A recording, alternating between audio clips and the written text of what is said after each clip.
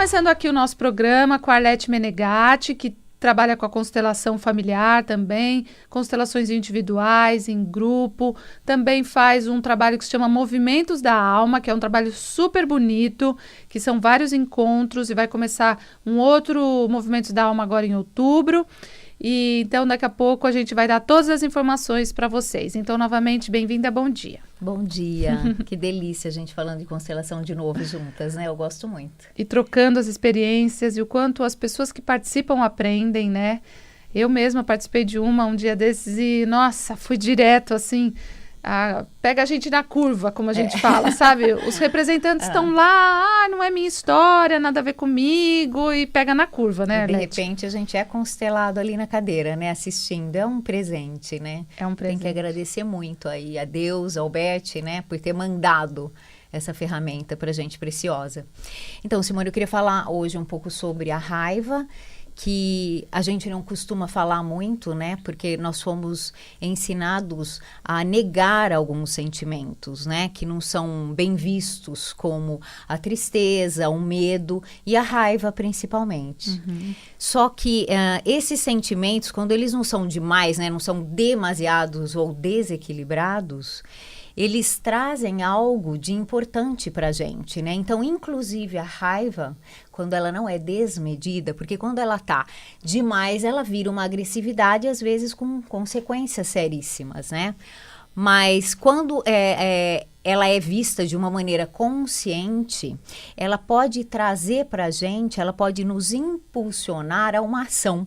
Uhum. Então, a gente canalizar essa energia para a solução de algo, para a gente conseguir agir. Então, um exemplo figurado, né? Só para ilustrar, supondo que você está no meio de um caminho, você está lá parado, no meio do caminho, e vem alguém e pisa no seu pé. Então, aquela raiva que você sente na hora, né? Mais raiva do que dor, talvez.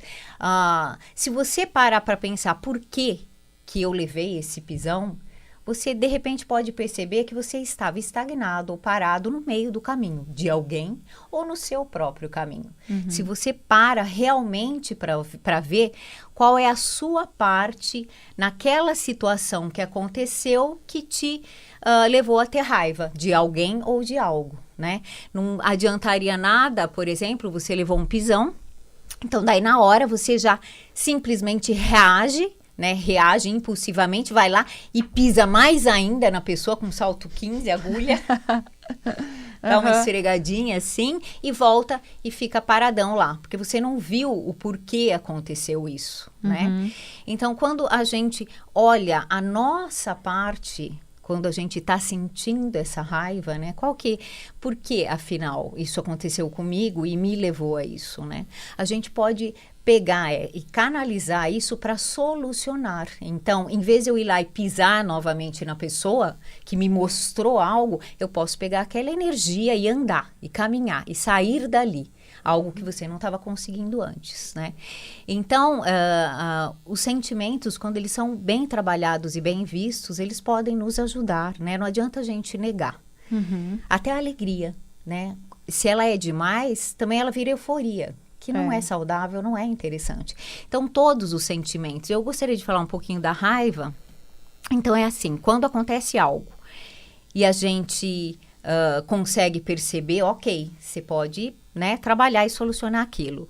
Às vezes, você não consegue entender qual é a sua parte nisso, né? Na hora, principalmente, né? Ou alguns dias depois, né? A gente ainda tá tomado, né? Por aquilo, tomado por aquilo, fica cego, né? Então, aí de duas uma. Ou a gente não tá querendo ver, então, de novo, começa o processo para ver qual é a sua parte. Ou pode ser algo sistêmico também. Então, aí você não vai conseguir ver sozinho qual é a sua parte nisso. Só que eu queria adiantar que a maioria dá para ver sim.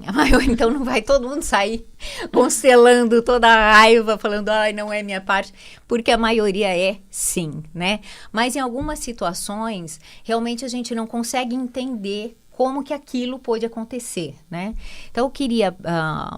eu gosto de ilustrar, né, através dos casos. Teve uma constelação há pouquinhos dias atrás e uma pessoa foi... o assunto dela, a questão dela era que ela sentia algo muito ruim em relação ao genro dela. E ela dizia assim, não é só não gostar dele, tá chegando num nível que eu tô ficando muito preocupada, porque eu já não consigo ficar no mesmo ambiente, eu não consigo ficar no mesmo cômodo.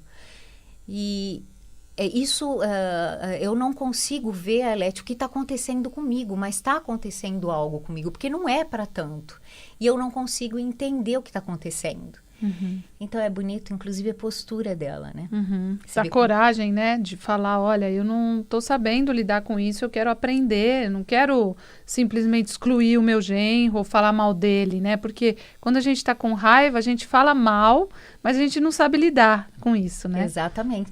E a predisposição dela já para ver o que tinha nela. Uhum. Ela queria ver nela, porque ela sabia que se estava desequilibrando tanto, tinha algo com ela ali, não simplesmente jogar a culpa nele, diferente de outras situações que aconteceram, e aconteceu isso com mãe e com pai que chegou lá e falou assim, eu quero consolar o meu filho, porque ele está namorando uma moça que está fazendo muito mal para ele.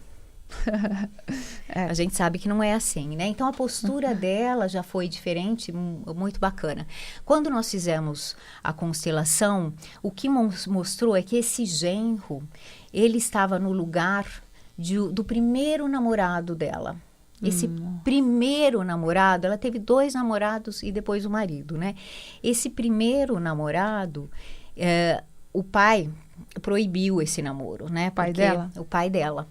Ele não achava que era adequado, porque não tinha o mesmo nível social, financeiro. Enfim, ele que escolheu o marido para ela, né? Na cultura dela, isso naquela época ainda estava acontecendo, mesmo aqui no Brasil, e foi assim, o pai escolheu o marido. Então, esse primeiro namorado, que foi proibido, na hora que estava na constelação, ele ficava fixado de uma maneira na frente do pai dela, que era claro que ele não queria só ser visto. Ele queria a dignidade dele de volta. Que lindo.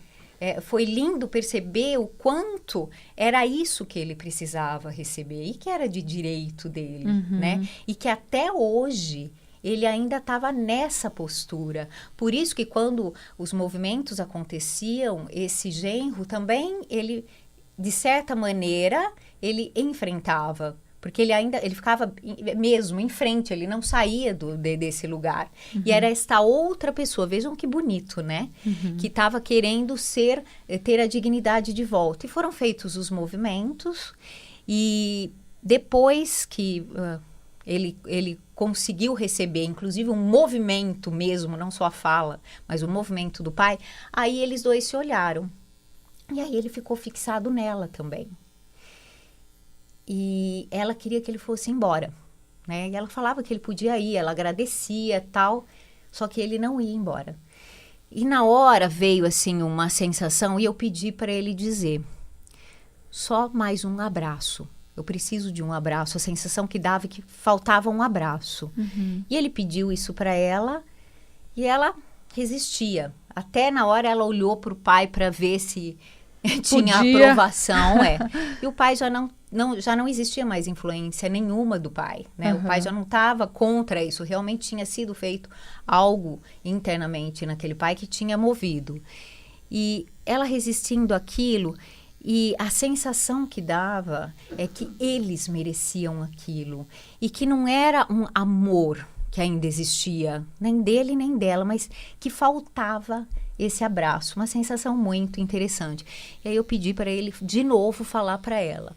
Mais um abraço, eu preciso de um abraço, pedindo um abraço realmente para ela. E daí, quando eu percebi bem essa sensação de como se eles merecessem e que faltava isso, que não era amor, mas faltava isso, eu perguntei para ela, quando o seu pai proibiu esse namoro, você conversou com ele? Vocês tiveram uma conversa sobre isso? E ela falou, não, eu nunca mais o vi. Nossa, então ficou uma coisa jogada ao vento, sem terminar, sem explicar, sem se despedir. Isso. Então, era um abraço de despedida.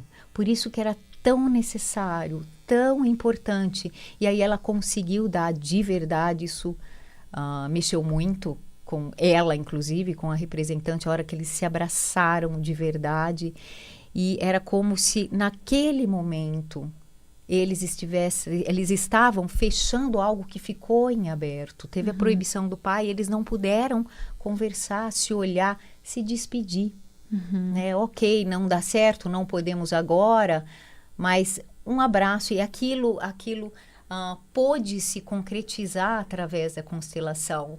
Então, é tão bonito quando a constelação permite, né, que coisas aconteçam ou com pessoas que não têm mais a menor possibilidade de se encontrar, mesmo vivas, ou quando mortas, e esses movimentos que não puderam acontecer, que faltaram, eles passam a acontecer novamente. E o quanto, quando fica em aberto, continua atuando, porque você vê que ela agia igualzinho ao pai dela em relação a ela e ao genro. Não é? Então, ela estava fazendo o papel do pai, que tanto a magoou, que tanto a machucou. E no fim, ela estava repetindo com a filha e com o genro. Ela tinha toda a sensação.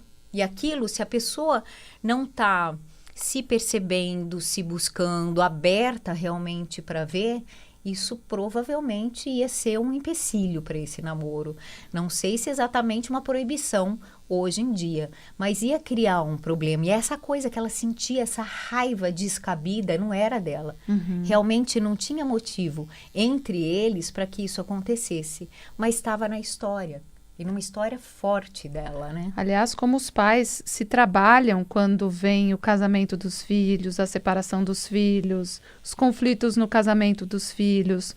Os pais se trabalham muito. O que incomoda um pai e uma mãe em relação a um filho também é um trabalho que os pais têm que fazer com eles próprios, né? Exatamente. É interessante. Que é aquilo exatamente que a gente estava falando inicialmente. Se algo incomoda muito, é porque é algo que tem uma relação com você, né? De alguma forma tem. Claro, isso pode estar... Então, ela não conseguia se trabalhar sozinha, né? Porque estava relacionada a uma história. Ela estava linkada ao pai, ao sentimento do pai, né? Mas como aparece, como traz de volta. É interessante isso. Se a gente deixa algo em aberto, vai se apresentar para a gente novamente. E veio em forma desse genro e dessa sensação que ela sentia. Só que ao mesmo tempo, né, você fala, um problema aparece que estava lá atrás. Mas veja que a oportunidade que ela teve, só aquele abraço que aconteceu, teve uma transformação dentro dela maravilhosa. E desse rapaz também, que a gente não sabe nem onde está, ela não faz ideia. Então, a vida traz de volta. E muita gente fala, vai fazer constelação, vai mexer no passado, melhor deixar o passado quieto. O passado não está quieto. Não. Porque se tivesse quieto, não apareceriam mais desafios na nossa vida. Então, nós estamos aqui para olhar para esses desafios. E a constelação nos ajuda a enxergar. Eu não conheço nenhum método mais forte que ajude a enxergar. Assim, porque eu também adoro todas as técnicas, cada técnica ajuda em uma coisa, sem dúvida. Mas eu digo de uma forma tão clara, tão teatral, porque apesar de parecer um teatro, não é um teatro e é um teatro ao mesmo tempo, tudo junto, mas não é e é desses representantes, o que isso mostra e vem à tona. Arlete, eu queria que você então falasse do seu espaço, do seu trabalho, do curso Movimentos da Alma, que é maravilhoso, que vai começar agora, vai mais um grupo em outubro. Isso mesmo, eu vou fazer uma turma agora aos sábados, que vai começar em outubro, que a última turma eu fiz de quarta-feira à tarde, e a próxima vai ser aos sábados. São 4 módulos, 4 sábados a cada 15 dias, e nesse curso é possível a gente trabalhar alguns pilares, né, da nossa vida. E lá no meu espaço, que fica em Jundiaí, eu faço as constelações em grupo e individuais também. Então, é só vocês ligarem, ou mandarem um WhatsApp no 11 97310 5511, que é o telefone da Arlete Menegatti. Então, repetindo, 11 9, né? Todo mundo sabe. 7310-5511 é o WhatsApp. Você pode mandar mensagem ou ligar nesse telefone. 97310-5511. Também o site Arlete Menegatti. E no YouTube, o canal, é só vocês se inscreverem e clicarem sempre no sininho, que esse sininho que mostra quando tem vídeos novos, Arlete Menegatti. E também no Facebook, Arlete Menegatti. Nossa, adorei o seu exemplo. É muito legal a gente olhar para as coisas que aparentemente tenho raiva e normalmente a gente nega a raiva, coragem dessa pessoa de ir lá falar sobre isso e também coragem de querer ver o que realmente está acontecendo com ela. Então, muito legal, Arlete, adorei. Lindo, é uma pessoa bem especial também, uma família bem especial, né? Essa predisposição, né, de olhar é muito bonito. Então, obrigada, amiga. Adorei ter você aqui de novo. Eu que agradeço, adoro vir. Obrigada mesmo. Então é isso, gente. Repetindo o telefone da Arlete Menegatti, 97310-5511. O espaço dela é em Jundiaí, também para acompanhar a programação dela, desse curso que vai começar Movimentos da Alma, e também dos workshops dela, dos atendimentos individuais.